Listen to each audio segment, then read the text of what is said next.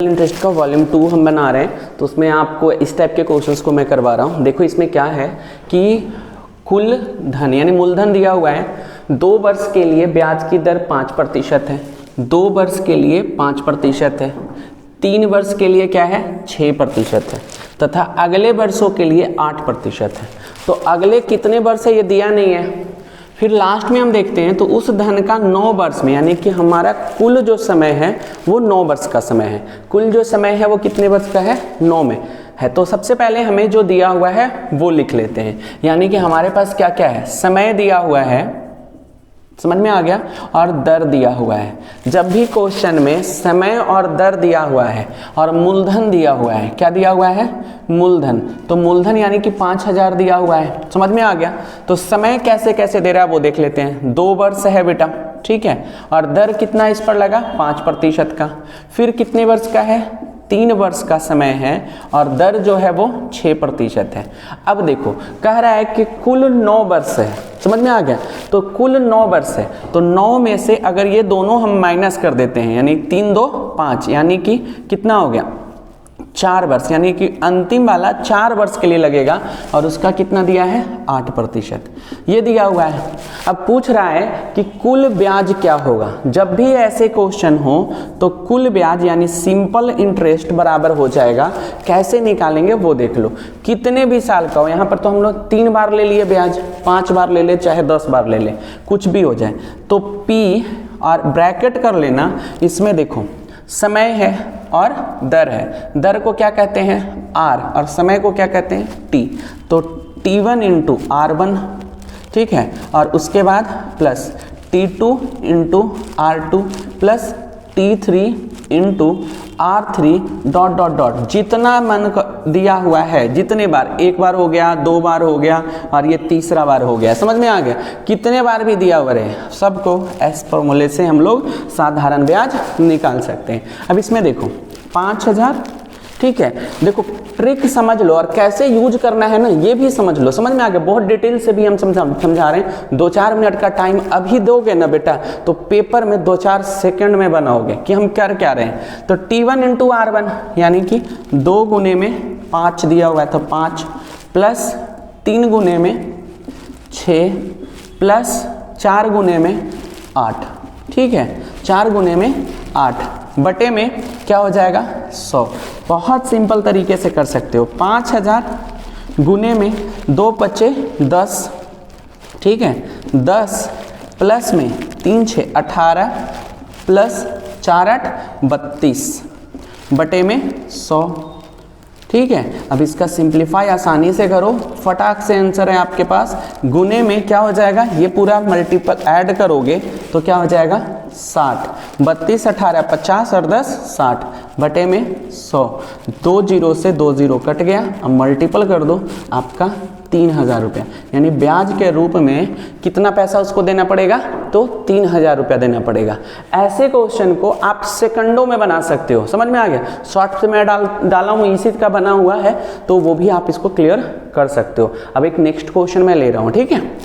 Question जो है ना वैसे ही है कि किसी धन पर पहले 2 वर्ष के लिए ब्याज की दर 3% है। समय दिया बेटा, फिर 3 वर्ष, फिर 3 वर्ष 3% है, फिर 3 वर्षों के लिए 4% लगाया गया है और अगले वर्षों के लिए 5%, और कुल समय यहाँ जो दिया है वो 9 वर्ष दिया है। सेम पिछले वाले तो क्वेश्चन में भी 9 वर्ष था, इसमें भी 9 वर्ष है। तो कैसे निकालना है, इसमें क्या निकालना है, कहता है कुल ब्याज दिया है, इसमें ब्याज दे दिया, यानी सिंपल इंटरेस्ट दे दिया है। क्या दे दिया है, सिंपल इंटरेस्ट दे दिया, कितना 1520 रुपया। और पूछ लिया मूलधन, पिछले वाले क्वेश्चन में मूलधन दिया हुआ था, समझ में आ रहा है, और इसमें मूलधन पूछ लिया। भाई कुछ भी पूछ ले, जब भी ऐसे अलग अलग वर्ष में अलग अलग ब्याज की दर लग रही हो तो फॉर्मूला आपका मैंने यहाँ पर लिखा है वही होता है साधारण ब्याज का, समझ में आ गया।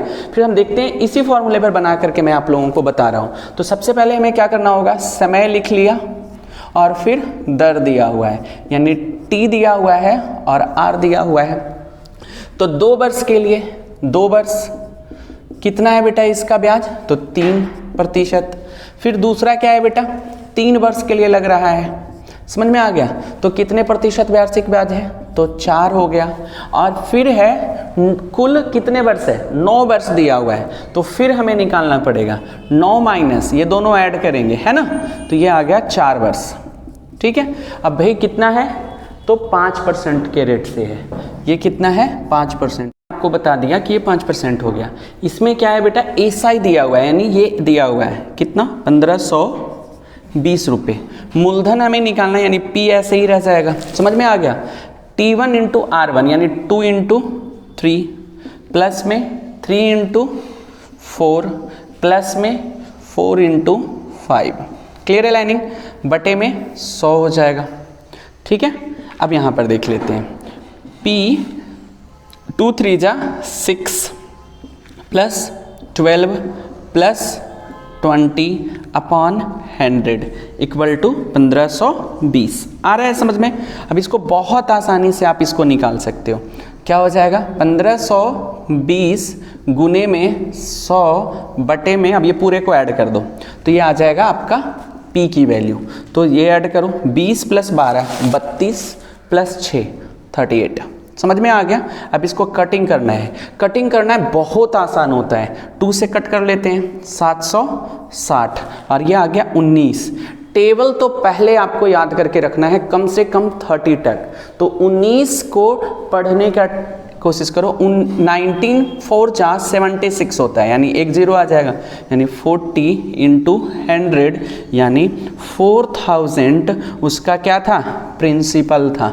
समझ में आ रहा है। ऐसे क्वेश्चन के लिए मैं ट्रिक के साथ भी बता रहा हूँ, थोड़ा वीडियोस है समझाने की कोशिश करो, लंबा बन रहा है। आप सेकंडों में ऐसे क्वेश्चंस को पेपर में बिल्कुल आसानी से बना सकते हो। एक और क्वेश्चन मैं लेता हूँ इसी टाइप के रिलेटेड, इसी फॉर्मूले से वो भी बनेगा, जिसमें हम इसमें मूलधन निकाल करके बताए हैं, पिछले क्वेश्चन में ब्याज।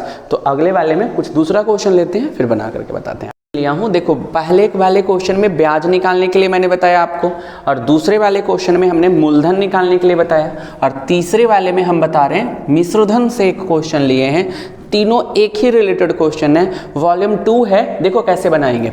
6000 की साधारण ब्याज की दर से दी गई ब्याज जो है वो एक शर्त पर है। तो क्या है बेटा, 3 वर्ष का।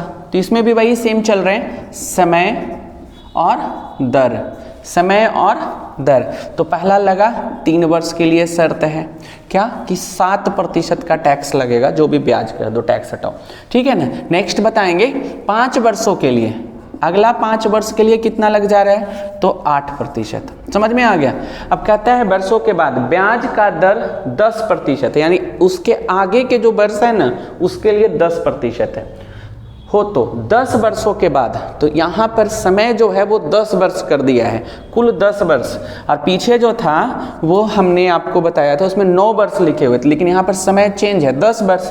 तो 10 माइनस क्या हो जाएगा, ये दोनों को ऐड करके, यानी 8, यानी 2 वर्ष के लिए लगेगा कितना, 10% का। समझ में आ गया। तो हमें मिश्रधन निकालना है। तो एसआई का तो फॉर्मूला अभी हम बताए थे पिछले वाले वीडियो, ये क्वेश्चन में ही थे। समझ में आ गया। तो क्या था एसआई का formula, P into T1 R1 plus T2 R2 plus T3 R3 dot dot dot, कितने वर्षों के लिए भी लगा दो ना, कोई दिक्कत नहीं है। तो आ गया ये आपका, समझ में आ गया। तो पहले हम लोग एसआई निकाल देते हैं, फिर मिश्रधन निकाल देंगे, क्योंकि मिश्रधन का यानी अमाउंट का फॉर्मूला होता है क्या, P प्लस में आई, यानी कि एस आई। तो हम लोग एस आई निकाल देंगे, फिर प्रिंसिपल हमारे पास है ही, यानी मूलधन है ही।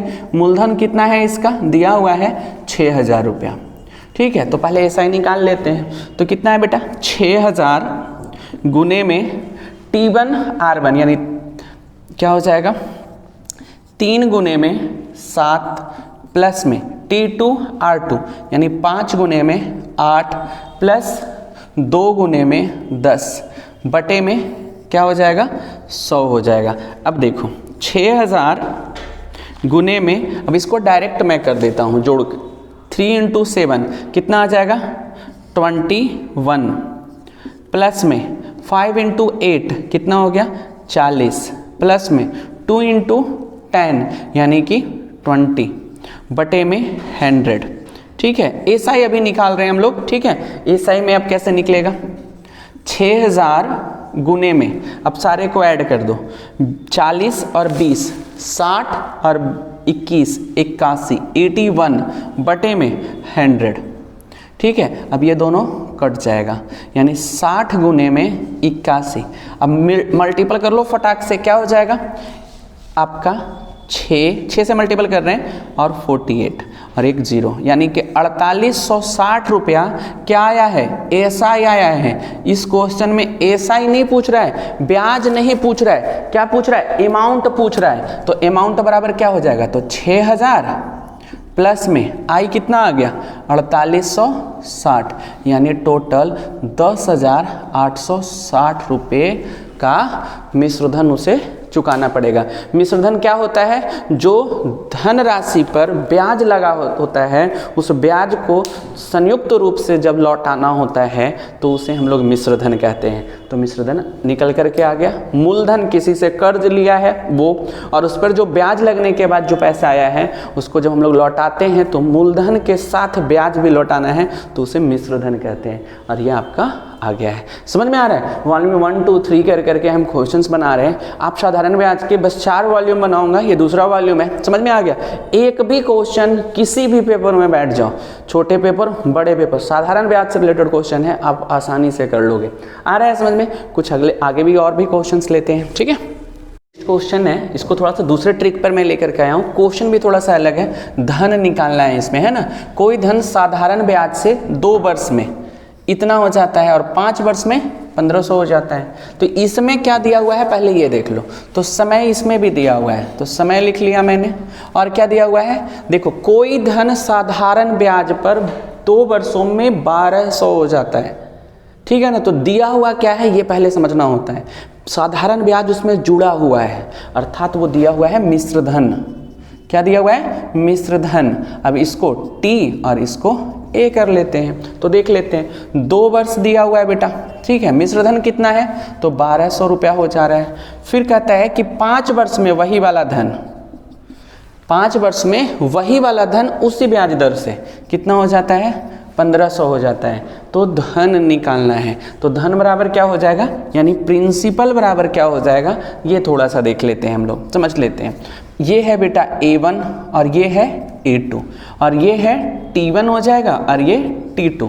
ट्रिक पर हम लोग देख रहे हैं तो कैसे बनेगा, आपका A1 माइनस T1 अपॉन में T2 माइनस T1 इंटू में A2 माइनस A1। ये ट्रिक भी आपको थोड़ा अगर बड़ा लग रहा है, प्रैक्टिस करोगे तुरंत बन जाएगा, सेकंडों में बनेगा। देखो A1 कितना है 1200, यानी जो पहला जो ब्याज दिया मूल आपका दिया हुआ है ब्याज लगने के बाद वाला वो, माइनस T1 यानी कि पहला जो दिया हुआ, अगर 3 वर्ष होता है तो 3 लिखते हैं लेकिन यहाँ 2 है। फिर क्या है T2 यानी कि 5 माइनस 2 गुने में क्या हो जाएगा 1500 माइनस 1200। आ रहा है समझ में। नेक्स्ट 1200 माइनस ये हो जाएगा 2/3 गुने में यहाँ 300 सब्ट्रैक्ट करेंगे तो ये 100 बार में कट जाएगा, यानी आपका क्या आ जाएगा 1200 माइनस 200, यानी P मूलधन कितना हो जाएगा बेटा 1000 रुपये। मूलधन कितना आ गया 1000 रुपये। और फटाफट कम से कम समय में भी आप ऐसे क्वेश्चंस को बना सकते हो। मुश्किल से 5 से 10 सेकंड लगते हैं अगर आपने ऐसे क्वेश्चन पे बहुत बार प्रैक्टिस किया है तो। और लेकिन आपको स्टेप्स समझना पड़ेगा, ठीक है।